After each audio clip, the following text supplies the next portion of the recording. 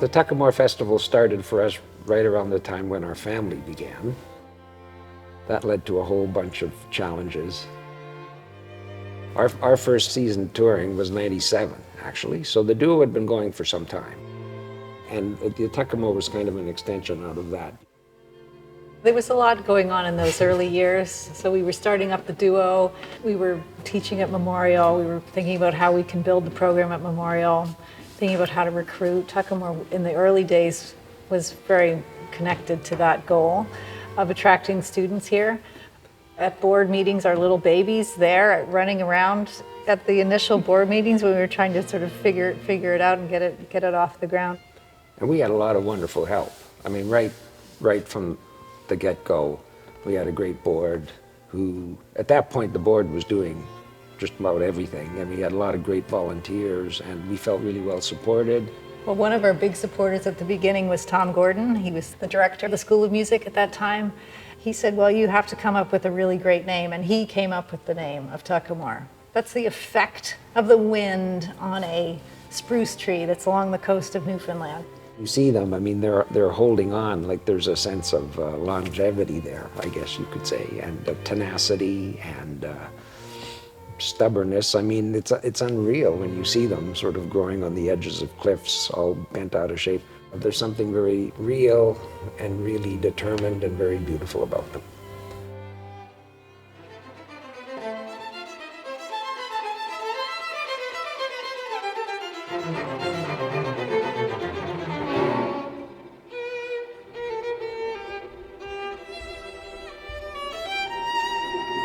I love the idea of, multiple musicians getting together and creating something together.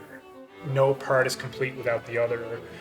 And I mean, I guess using Tuckamore as an example, a lot of the time is, for the Young Artist Program, you're getting together in a whether it be a trio, quartet, quintet, what have you, with people you've probably never met before. So it's a totally new experience. You're all in the equal playing field. And then it's, you're trying to kind of, I guess, discover musically what everybody's intricacies are and how musically you can fit into the ensemble, and then trying to create this cohesive, blended sound. I feel like you know that kind of like where it's like suspended in the air for like a split second, but Just like right before. yeah. Sure, we'll watch for that.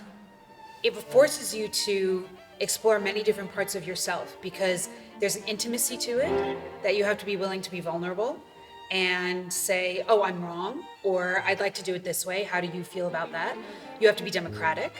Yeah, don't be afraid to go there. Yeah? Yeah, why not? Yeah, and then it gets us into that. Right. God, that was terrible what I did. What do you think about that, Dominic? Like going into 13, I don't know if I should take time or if I just the bar before. When I think of the Tuckamore Festival, I would think of just an opportunity for young musicians to work with more of the seasoned professionals, Nancy and Tim and all the guest artists. Whether you're a musician or a visiting artist or a volunteer or staff or an audience member, feeling as though you're all coming together to create this experience that everyone is sharing in. That I found to be really special at Tuckamore that I have not found in other festivals that I've gone to. A lot of festivals had young artist programs, but we were one of the first to actually put it front and center. So like the festival finale has always been the final, young artist concert. And that was really important to us that the young artists that we bring in, that we gave them a real opportunity. In some ways, I think we made them kind of feel like professionals. There was that aspect to it, and that's really important. It gives them responsibility. Yeah, we wanted to provide them with lots and lots of professional-like playing opportunities. They had to step up to the plate and deliver these concerts. In addition to getting a lot of input from guest artists and from us too. So they're really being treated like professionals, and we're trying to really pave the path towards becoming professional. Tuckamore has a really strong vision for what it wants to be, and it's always finding ways to bring in different artists, different genres even, and kind of present a really diverse and interesting program every year. Being a musician isn't just about playing concerts for your own sake. It's about reaching out to your community. It's about helping. It's about building. It's about working together. And I think that's what we want these young people to realize. Art has to be something that's public facing and about community, absolutely, but it is also at the same time about finding the strength from within. And so we wanted the young artists to feel empowered, that they're finding that in themselves too when they come here. Music speaks to people, just as all great art speaks to people, and people are drawn to that.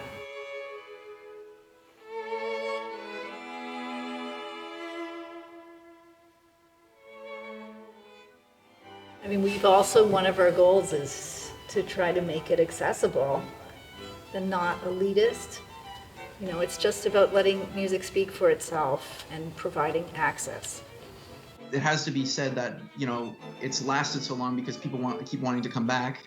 There's countless, I've only been once so far, but I know of countless people who have been back 2, 3, maybe even more than that times because of the quality of the whole experience. When I went to Tuckamore in 2019, I was kind of in a slump creatively. I kind of lost my confidence. I just kind of decided I couldn't compose. It was just a really bad rut. And then I came to Tuckamore, and it was like the biggest ego boost I ever could have got. Because the atmosphere was so positive. Like, sure, I learned a lot.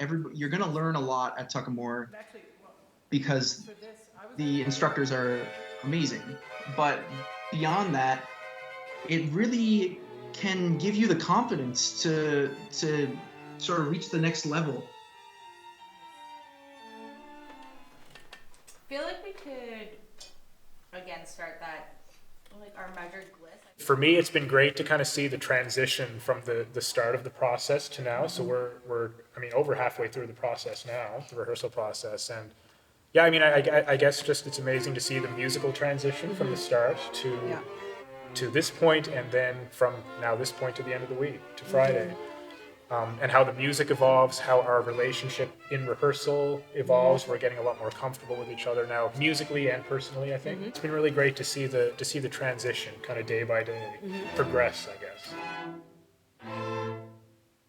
Creating that quartet sound, that was something that we noticed, I think particularly yesterday in our coaching with Nancy. I think so, yeah. And even Nancy commented on that. She commented. said, you guys are starting to sound like a quartet now. Absolutely, So, instead of just 4 people coming together. And we noticed the difference too. Absolutely, Yesterday, we yeah. definitely did.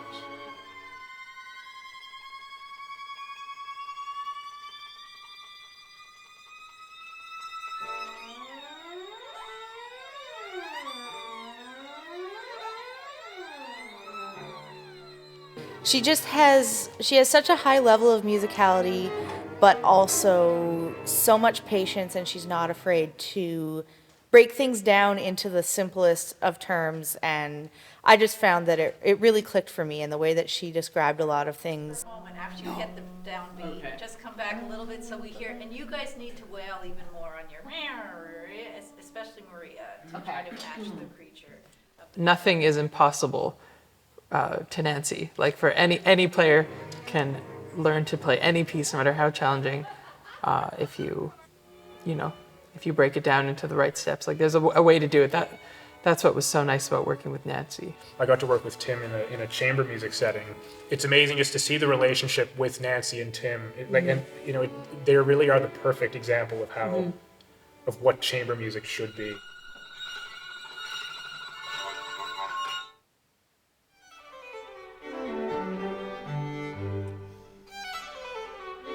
We decided to become musicians when we were a lot younger than we are now, and we were drawn to just the power of the music, I guess. That's why we did it. We had a lot of fun playing, and one of the things that's kind of changed my perspective on what it means to be an artist and what it means to be a musician is Tuckamore.